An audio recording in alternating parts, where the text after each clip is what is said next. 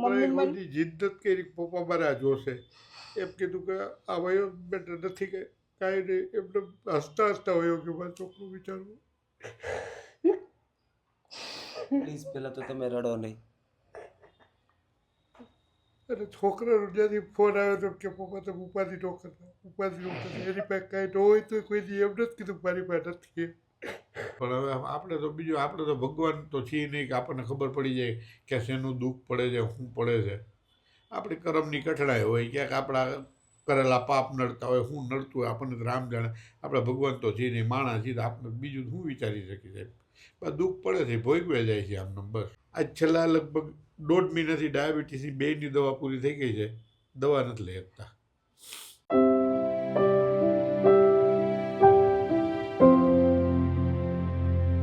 ભાઈ પહેલાં તો મારું નામ નિલેશભાઈ છે. તમારું શું નામ છે? યોગેશભાઈ મથુરભાઈ મજેઠિયા. અને તમારું બેન? કોમલબેન યોગેશભાઈ મજેઠિયા.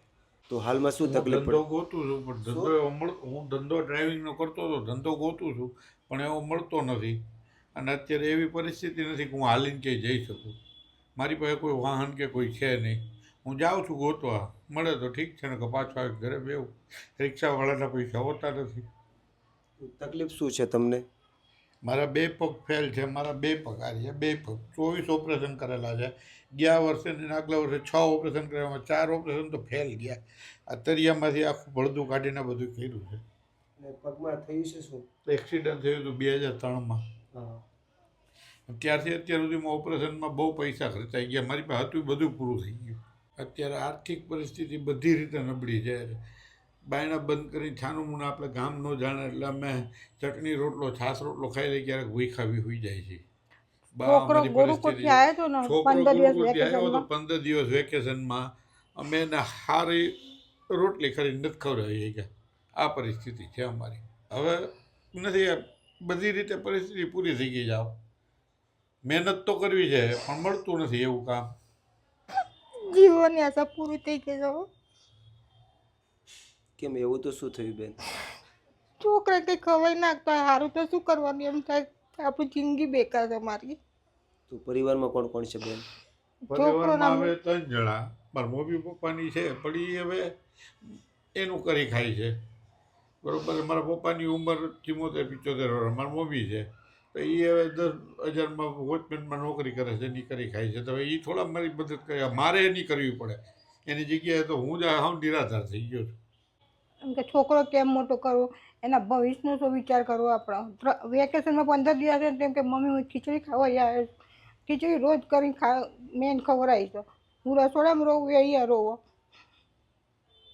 તો એ કેટલામાં ભણે છે તમારો દીકરો? 10માં આવ્યો. અને ક્યાં ભણે છે બેન? રાજકોટ ગુરુકુળમાં. તો એ બધી ફીની વ્યવસ્થા કઈ રીતના કરો? ફીની વ્યવસ્થાઓ કરો. 3 મહિનાનો ટાઈમ આપે મને સ્વામીએ. 3 મહિનામાં ગમે તેમ એડજસ્ટ કર્યું. હું ટિફિન કરતી હતી.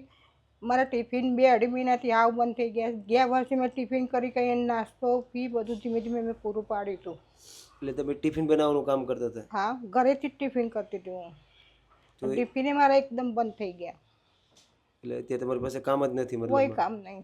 અત્યારે ધંધો જ નથી. નકરે અમારું ગુજરાત એમાં ટિફિનનામાં મતલબ ટિફિનના પૈસામાં એ અમે રાશન લઈ આવતા હતા એમાં અમારે બેનું ખાવાનું ટિફિનનું થઈ જતું. હવે ટિફિન જ બંધ થઈ ગયા તો રાશન ક્યાંથી લાવીએ? તો અત્યારે જમવાની બધી વ્યવસ્થા કઈ રીતના કરો? બસ કાંઈ ને આવી રીતે ક્યારેક હોય તો ખાય ન હોય તો ભૂખારે હોઈ જાય એવું. આ તો અમને ખબર પડી કે આ લાઈફ ચેરિટેબલ ટ્રસ્ટવાળા થોડીક મદદ કરે છે તો અમારી પાસે નંબર આવ્યો તો અમે તમને ફોન કર્યો. આજે કોઈનો સહારો નથી? નહીં, કોઈનો સહારો નથી. આ જ પરિસ્થિતિમાં છેલ્લા 15 1.5 વર્ષથી વર્ષથી આવેલો સતત જાઉં છું. દવાખાનું. અને મારે આ છેલ્લા એક્સિડન્ટ થયું ત્યારથી સતત હું દવાખાનું ભોગવી આવું છું. મારા ઘરનાને મગજમાં ટ્યુમર હતું તો એને હાજી કરી. છોકરો 7મા મહિને જન્મ થયો હતો એ 1 કિલોનો હતો. એને મેં ઊભો કરી એમાં મારી પરિસ્થિતિ હાવ પૂરી થઈ ગઈ. બાકી મેં ઘણા દવાખાનું એટલું ખેડું હું દવાખાનામાં જ પૂરેપૂરો આવી ગયો આટી. બાકી હું મહેનત એ કરતો ડ્રાઇવિંગ કરતો. મેં 26-27 વર્ષ ડ્રાઇવિંગે કર્યું. આટલા પગ મારા ખરાબ હતા તોય હું ડ્રાઇવિંગ કરતો. કોઈથી ડ્રાઇવિંગ કરવા પાછો નથી પડ્યો. પણ આજકાલ છેલ્લા ઓપરેશન કર્યા પછી હાવ હાલતો બંધ થઈ ગયો. અત્યારે મારે શેરી નાકે જવું હોય તો હું હાલી નથી શકતો. ત્યાં જાઓ એટલે પરસેવો રેપઝેપ થઈ જાઓ. એમ થાય કે હમણાં મને કંઈક થઈ જાય એમ.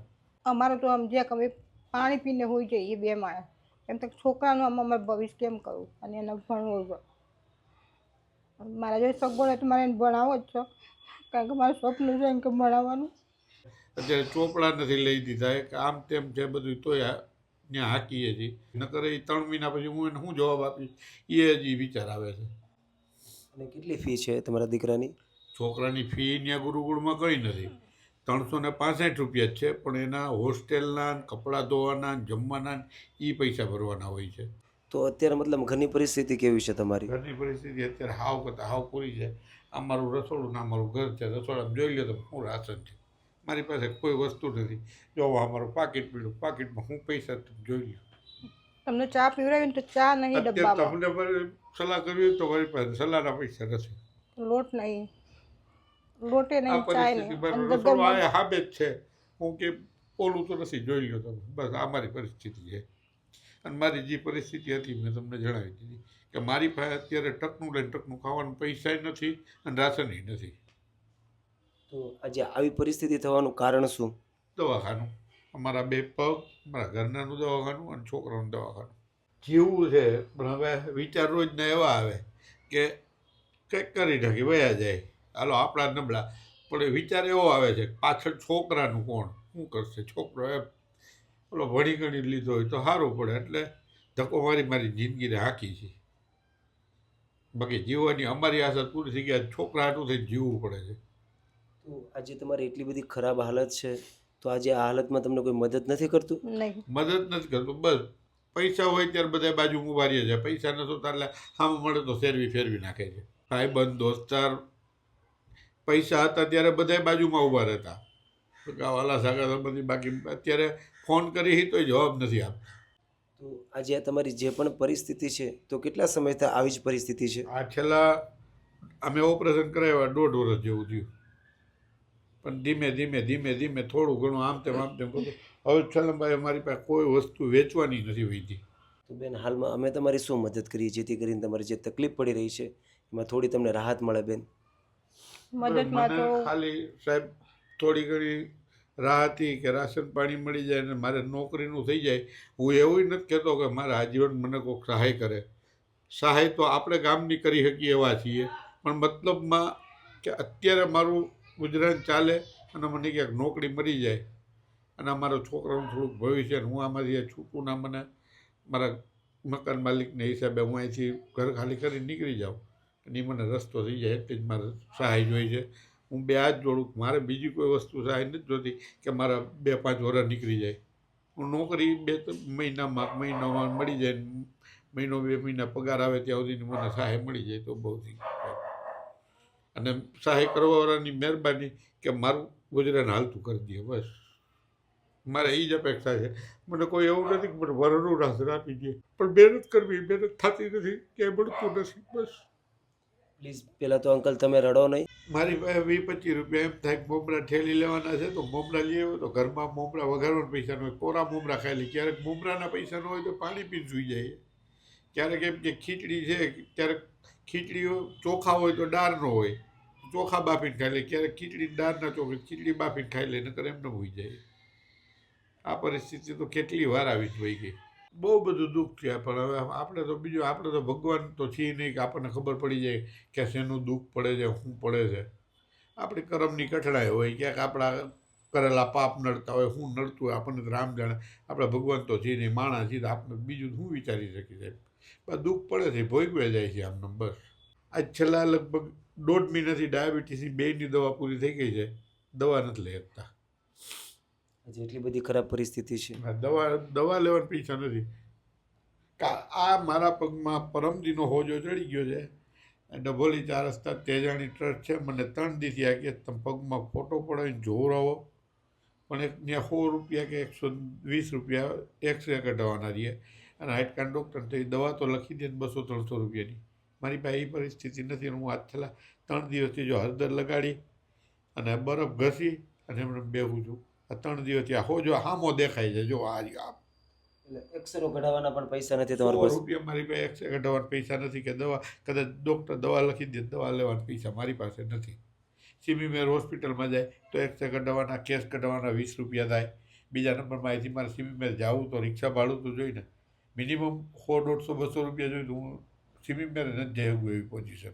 પણ કંઈ વાંધો નહીં, તમે બિલકુલ ચિંતા નહીં કરો, અમે ચોક્કસથી તમને સપોર્ટરૂપ બનીશું. પ્લીઝ પહેલાં તો તમે રડો નહીં. તો દોસ્તો, તમે દરેક લોકોએ આ પરિવારની વાત તો સાંભળી હશે. હાલમાં પરિવાર કેવી પરિસ્થિતિ સાથે જીવે છે તો તમે દરેક લોકોએ વાત સાંભળી છે. આજે આ ભાઈને 120 રૂપિયાનો ખાલી પગનો એક્સરો કરાવવો છે, પણ આજે એમની પાસે એક્સરો કરાવવાના પણ પૈસા નથી. પગ છેલ્લા 3 દિવસથી સોજેલો છે, પણ આજે એમની પાસે દવા લેવાની પણ વ્યવસ્થા નથી. છેલ્લા 5 મહિનાનું ભાડું બાકી છે અને આજે આ પરિવાર પાસે એક ટાઈમની જમવાની પણ વ્યવસ્થા નથી. દોસ્તો, વિચાર તો કરો, આજના સમયની અંદર પણ આ પરિવાર કેવી રીતના પોતાના દિવસો પસાર કરે છે. બેને કીધું એ પ્રમાણે કે 2 દિવસ પહેલાં જ મારા દીકરાની સ્કૂલ ખુલી, પણ હું એમના માટે કંઈક નાસ્તો પણ નથી બનાવી શકી. કંઈક એવી પરિસ્થિતિ અમે કંઈક જીવી રહ્યા છીએ અને આજે મારા દીકરાની સ્કૂલ ફી ભરવી છે, પણ આજે અમે દીકરાની સ્કૂલ ફી પણ નથી ભરી શકતા. એટલી બધી ખરાબ પરિસ્થિતિ અમે અમારા દિવસો પસાર કરી રહ્યા છે. તો આજે આપણી પૂરી ટીમ આ પરિવારને કંઈક એવી રીતના સપોર્ટિવ બનવાની કોશિશ કરશે કે આ પરિવારને જે પણ તકલીફ પડી રહી છે એમાં બહુ મોટી રાહત મળે. તો બસ દોસ્તો, વિડીયો એન્ડ સુધી જોજો અને તમારા દરેક ગ્રુપમાં વિડીયોને શેર કરજો. અત્યારે આ પરિવારને જે પણ તકલીફ પડી રહી છે એમાં આજે આપણે સપોર્ટિવ બનવાની કોશિશ કરીએ.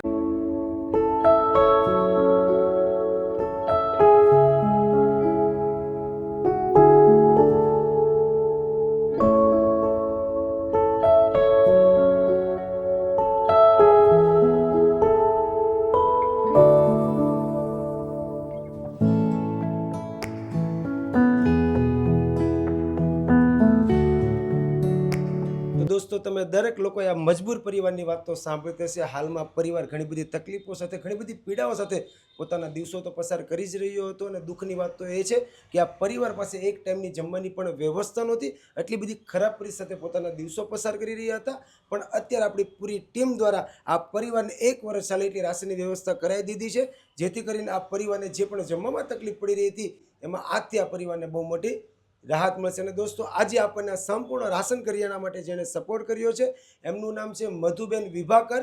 એ જે પોતે યુકે લંડનના રહેવાસી છે. આજે મધુબેન વિભાકરના સપોર્ટથી, સહયોગથી આ જરૂરિયાતમંદ પરિવારને જે પણ તકલીફ પડી રહી હતી જમવામાં, એમાં આજે મધુબેન વિભાકરનો પૂરો પરિવાર આ પરિવારને સપોર્ટર બન્યો છે. તો આજે લાઈફ હેલ્પ ચેરિટેબલ ટ્રસ્ટની પૂરી ટીમ મધુબેનનો દિલથી આભાર વ્યક્ત કરે છે. આજે તમારા સપોર્ટથી, તમારા સહયોગથી આ પરિવારને જે પણ જમવામાં તકલીફ પડી રહી હતી એમાં આજથી આ પરિવારને બહુ મોટી રાહત મળી છે. તો ભાઈ, આજે કેવું લાગે છે રાશન આવી ગયું તે? બહુ સરસ, સારું, તમારો આભાર. બેન, આજે તમે કહેતા હતા ને તમારી પાસે એક ટાઈમ જમવાની પણ વ્યવસ્થા નહોતી, તો આજે 1 વર્ષ ચાલે એટલું બધું જ રાશનની વ્યવસ્થા કરાવી દીધી છે, જેથી કરીને તમારે જે પણ જમવામાં તકલીફ પડી રહી હતી એમાં આજથી તમને બહુ મોટી રાહત મળશે. તો બેન, કેવું લાગે છે આજે રાશન આવી ગયું તે? ખુશ છું. મારા તરફથી ખૂબ ખૂબ આશીર્વાદ. અને બેન, આજે આપણને સંપૂર્ણ રાશન કરિયાણા માટે જેણે સપોર્ટ કર્યો છે એમનું નામ છે મધુબેન વિભાકર, જે પોતે યુકે લંડનના રહેવાસી છે. આજે શાંતાબેન જે યુકે લંડનના રહેવાસી છે, આજે શાંતાબેનના કહેવાથી મધુબેન વિભાકર સપોર્ટરૂપ બન્યા છે. તો તમે આજે મધુબેન અને શાંતાબેનને કંઈ કહેવા માંગતા હોય તો બેન? અમારા તરફથી થેન્ક યુ. ભગવાનને ઘણી લાંબી ઉંમર આવા સારા સારા કામ કરાવો. થેન્ક યુ સો મચ બેન. તો ભાઈ, આજે આપણને જેણે સપોર્ટ કર્યો છે એમને તમે કંઈ કહેવા માંગતા હોય તો? બસ આભાર, એનો 2 હાથ જોડી માથું નમાવું છું, એનો આભાર કે મારા પરિવારનું ધ્યાન રાખીને એટલો સપોર્ટ કર્યો. કેમ રડો છો? હવે તો રાશન આવી ગયું છે. બસ આ હવે ખુશીના આંસુ છે. તમારો ખૂબ ખૂબ આભાર. અને ભગવાન તમને જાજી ઉંમર આપે, જાજી બરકત આપે અને આવી પરિસ્થિતિ તમને કોઈ દી આવે નહીં. અને આવી પરિસ્થિતિવાળા માણસોના કામ કરતા રહ્યો. થેન્ક યુ બેન. Thank you so much Madhuben Vibhakar. આજે તમારા સપોર્ટથી, તમારા સહયોગથી આ જરૂરિયાતમંદ પરિવારને જે પણ જમવામાં તકલીફ પડી રહી હતી એમાં આજથી આ પરિવારને બહુ મોટી રાહત મળશે. અને આજે ખાસ શાંતાબેનના કહેવાથી આજે મધુબેન વિભાકર આ પરિવારને સપોર્ટરૂપ બન્યા છે. તો આજે અમારી પૂરી ટીમ શાંતાબેનનો પણ દિલથી આભાર વ્યક્ત કરે છે. તમારા સપોર્ટથી, તમારા સહયોગથી આ પરિવારને બહુ મોટી રાહત મળી છે. તો આજે અમારી પૂરી ટીમ તમારો દિલથી આભાર વ્યક્ત કરે છે. તમે જ્યાં પણ હો ત્યાં ભગવાન તમને તન, મન, ધનથી તંદુરસ્ત રાખે. બસ હર હંમેશને માટે આવી જ રીતના જરૂરિયાત અને નિરાધાર પરિવારો માટે સપોર્ટરૂપ બનતા રહેજો. Once again thank you so much Madhuben Vibhakar. પણ કંઈ વાંધો નહીં, સારું, ચાલો અમે રજા લઈએ છીએ. અમને ને અમારી પૂરી ટીમને એવા આશીર્વાદ આપજો કે અમે તમારી જે વધારે લોકો સુધી પહોંચી શકે અને વધારે લોકોની મદદ કરી શકે. ઠીક છે? સારું, ચાલો અમે રજા લઈએ છીએ. તમારું ધ્યાન રાખજો. જય શ્રી કૃષ્ણ.